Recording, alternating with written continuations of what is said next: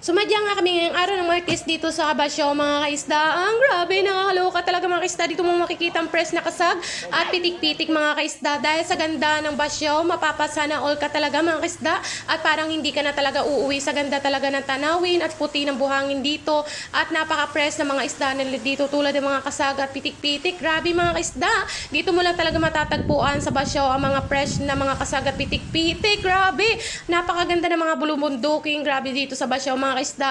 At syempre yan po yung ating kasag. Napaka-fresh at buhay na buhay talaga mga kaisda ang pitipitik at ang kasag. Grabe mga kaisda. At napakadami na ang kagat ng aking kamay diyan at mga buhay pa talaga mga kaisda. Pinamili nga namin po yan mga kaisda at pinagbukod na namin ang kasag at pitik-pitik para maitinda dito sa magkikikbis mga kaisda. At syempre sa mga mahilig dyan magpalaksiw, meron din silang palaksiwan mga kaisda. At fresh na fresh, mga buhay pa talaga mga kaisda.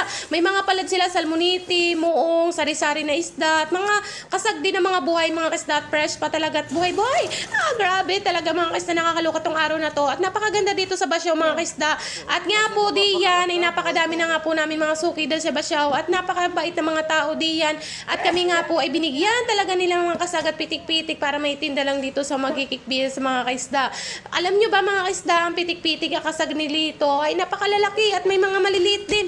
Pwede ka dyan makapili at pwede ka din makabili ng mga ulam mo. At syempre sa mga taga-Roa City nga po dito ay napakadami na rin po nag-order sa amin ng mga kasag at pitik-pitik. Kung saan talaga kami nakuha, dito lang yan sa Basyaw mga kaisda.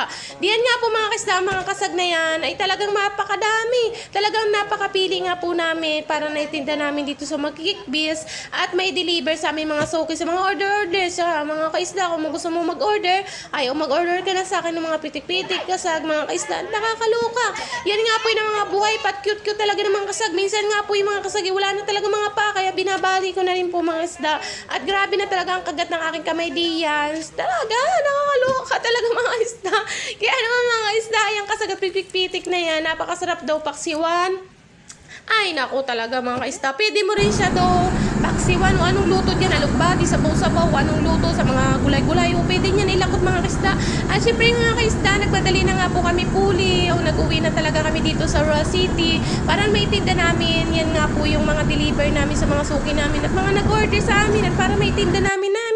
Ay talaga grabe mga isda. Sobrang ulan nga po din pag-uwi namin dito sa Humagikikbis. Talagang grabe, sacrifice talaga mga kaisda para maitinda lang dito sa ating Humagikikbis at sa ating ikutan. Talaga mga kaisda, siya, diyan ka na mga kaisda. Ako yung uwi pa at magtitinda pa dito. Siya, diyan na, welcome to Roa sa mga kaisda. Kung gusto mo po